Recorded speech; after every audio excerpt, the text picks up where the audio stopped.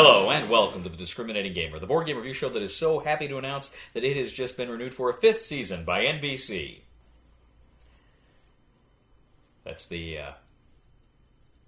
Nobody But Cody network. Anyway, ladies and gentlemen, today we're going to go ahead and we're going to take a look at Sid Meier's Civilization: A New Dawn from Fantasy Flight Games.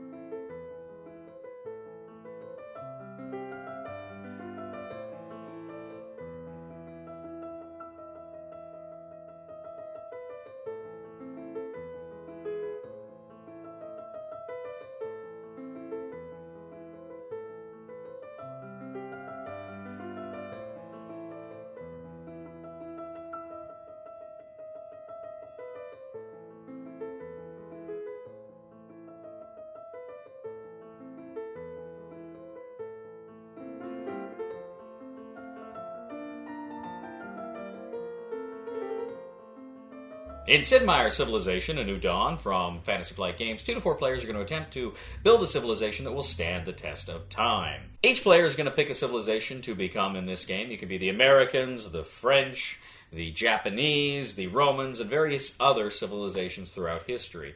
You're going to take your card, and you're going to pick your color that's going to come with your focus cards in that color. You're going to get diplomacy cards in that color. You're going to get a focus bar in your color, technology wheel in your color, various units, cities, and caravans in this color as well.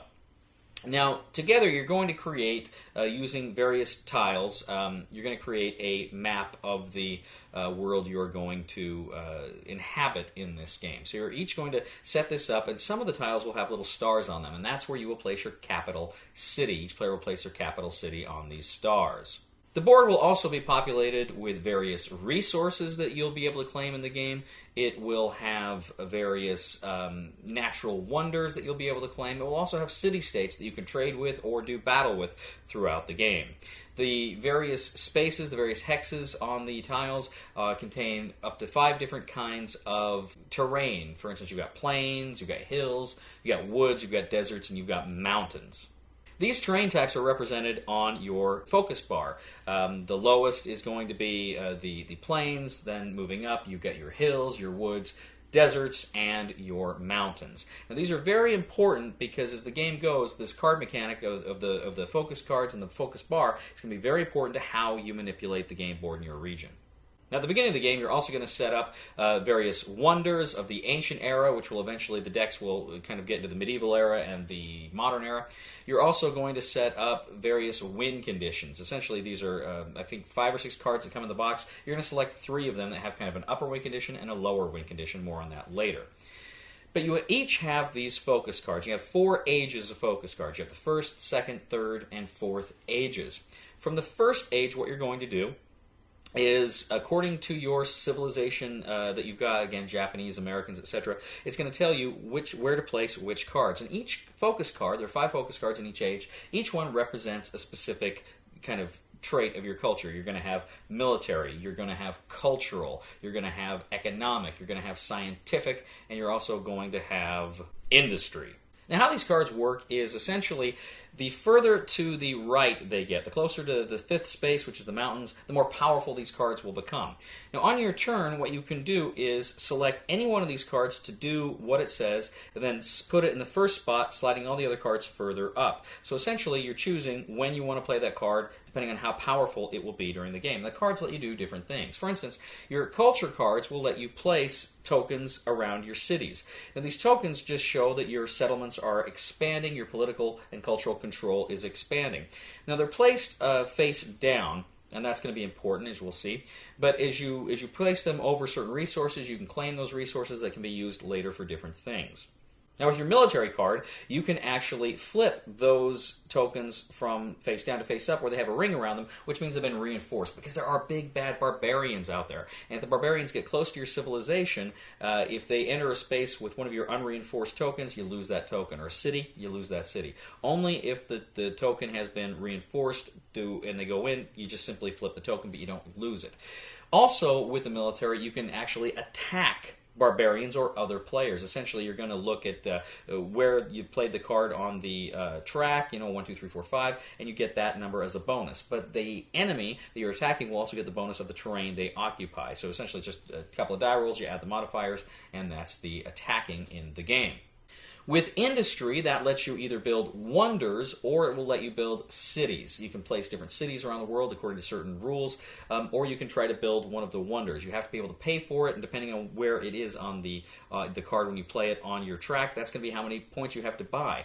Other factors are going to come into play. You can spend some of those resources you've gotten to help you with certain wonders, and you can also use trade tokens, more on that later, to help you buy wonders. Economics is one of the ways you'll get trade tokens. Essentially, depending on where your card is, under which terrain types, you can place a caravan out on the board next to your capital city, moving out of your capital city, rather.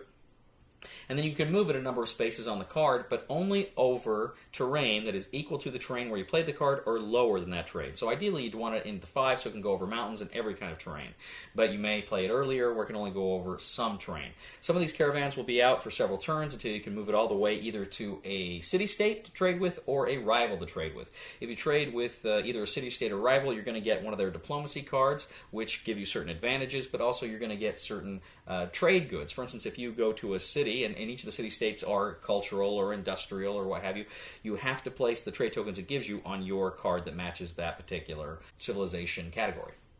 Finally, there is science. Now, if you do science, essentially, depending on where it is on the bar, the number, when you play it, you can move your science dial up that many ticks. Now, as soon as you pass one of the kind of Roman numerals on there, that means you can then start grabbing, once you pass the 2, you can pick a card from the 2, and you can place that, essentially swap out one of your cards for one of these other phase 2 cards.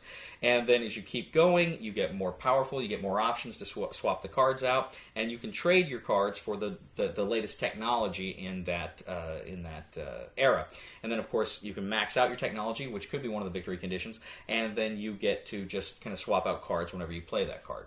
So what you're doing is you're going out and you're expanding, you're gaining these points. You may come into conflict with, as I say, with the barbarians or with some of your rivals in the game, in which case you can resort to military uses, or you can, again, try to solve things peacefully and work together. Some of the diplomacy cards will let you use other players' cards to help you.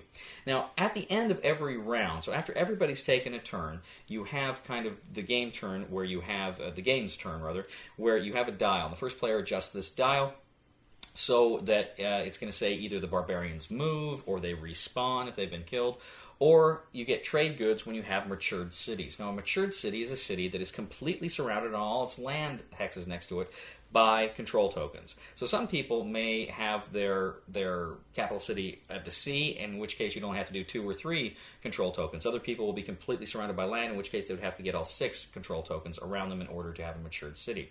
Once you have a matured city, again, you can gain a token for that you can put on any card you want to boost the power of those cards. Or you can actually, with a matured city, you can use that as a new starting space for your caravans as they go out into the world.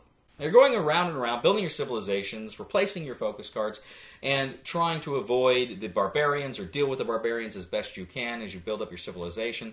But what you're trying to do is meet specific objectives. As I say, you've got a number of objective cards in the game that comes with it. You select 3 of those cards that have an upper objective and a lower objective. You have to get an objective from each one of those cards. It does you no good to get both objectives from one card. You have to get one objective from each of the card. The first person to get 3 of those objectives, one from each of the cards, wins Civilization: A New Dawn.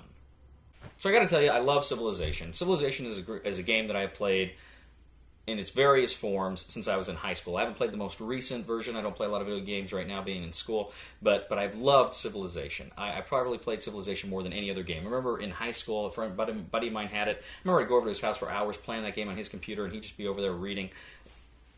It's a blast. Love Civilization. I know they had the old Avalon Hill board game. I never played that. And a couple of years ago, I actually bought the Fantasy Flight the other Civilization game, but I never got it at the table, and I ended up, I think I either sold it or gave it away when I moved to Texas. Everybody I talked to said it was fun, but it was fiddly, it was wonky, and it was long, and I could never find a time to get it to the table. I could never muster the energy to do it.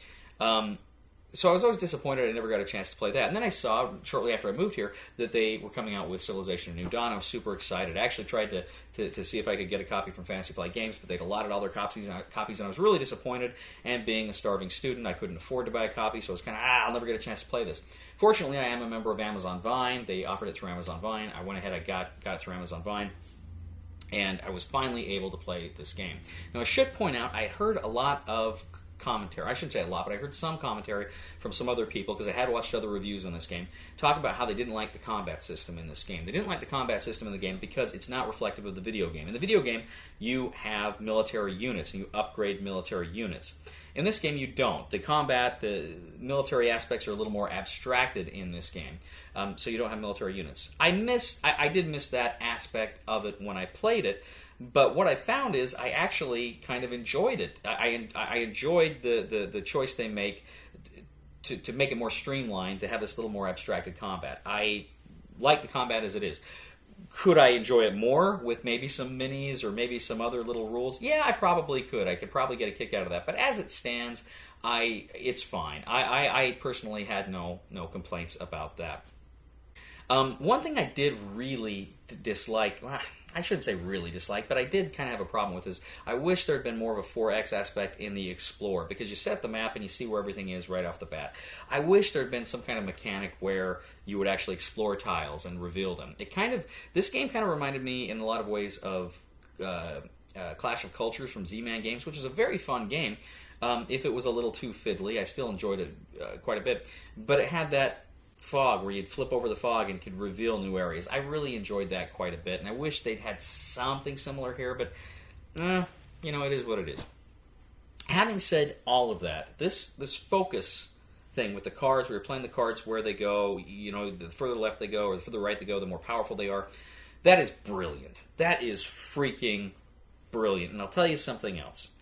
This game is quick. People play their turns. As soon as it's your turn, you're thinking, okay, this is what I want to do. I want to get that wonder. I got to wait for industry to get here, but I also got to send out a caravan because I got to make money, or I want to protect myself against barbarians. You're knowing what you got to do, so as soon as it gets to you, you take your card, you flip it, you do what you do, and it's going around. This is a quick game, even with people who've never played it before. It is a very, very quick game, and even people who've never played before, this is an easy game to teach. It's extremely easy. I mean, there's always those little tiny rules here and there. Maybe you got to spend a little time with. But I mean, generally speaking, the flow of this game is quick and very intuitive, very easy to teach in a lot of ways. So I really liked that quite a bit. This card focus system is, in my opinion, absolutely brilliant. I love this. I actually wouldn't mind seeing a similar system in other games, but I really liked it here. If you know the show at all, and you know me and my tastes at all, I love kind of epic games. I love epic games, and I love civilization building games. Again, favorite game of all time, Twilight Imperium 4th Edition. I love games that tell epic stories and have these kind of civilization building aspects to them. And I think this one generally succeeds. It's certainly not the best or the most epic or the greatest at storytelling, but what it does for what it is really good. It's really good. And I was playing this. It was funny because I played this with Chris and some other people a while back. Robert was there. Sammy was there. We were playing this game, and we all just really loved it. We all just thought, this is a great game. A few days later, I'm over at Chris's, and we're playing another game. And as we're playing this other game, and it was okay. Playing this other game, we're waiting to get through it, because Chris and I both said later, we just want to hurry and get done with this so we can play Civilization again. And we played Civilization again and introduced new people to it, and it was fantastic again. We still love this game. Chris said something very insightful that I told him I was going to steal, because I really think it's the case. Civilization A New Dawn is the ticket to ride of civilization building games. It is. If you want that civilization building feel and something that's not that much more complicated than Ticket to Ride, maybe a little bit more, but not much more, get Civilization A New Dawn. 2 to 3 hours, probably closer to 2 when you know what you're doing, but you still get this big, epic feel for what it is. I've never seen a game this streamlined, this relatively quick game, moving quick game, and short time frame game. I've never seen a game like this do it as well as this one does. It's great. I highly, highly, highly recommend Civilization: A New Dawn. I would love to see expansions. I think you could do some really fun things. Maybe improve a combat mechanic. Again, I'm fine with it as it is, but maybe it could be improved. Maybe add some new technologies that could come out, new focus cards that allow you to do things. Certainly some new civilizations that you could play. Maybe barbarian tokens, or not tokens, but the minis or something like that. That'd be fun. There's some really fun things you could do, and I hope we see some expansions to this game because I love it. I love Sid Meier's Civilization: A New Dawn. I highly recommend it. Buy it. Thank you once again for joining us today on The Discriminating Gamer. As always, we ask you to please leave a comment for us on YouTube, on Board Game Geek, on our Facebook page, or on thediscriminatinggamer.com. We ask you to please like us on Facebook, subscribe to us on YouTube, and follow us on Twitter. We are The Discriminating Gamer, and I got to tell you, ladies and gentlemen, I'm so glad that I am no longer with the ABC network. Anybody but Cody. Holly! Please somebody help me on my feet again, and I don't know where I'm going, and I don't know where I've been. Please somebody help me on the solid ground. It's a long time, and I'll be dying. Once a year I wind up in the band. Because I was trying to destroy your spot, that's all.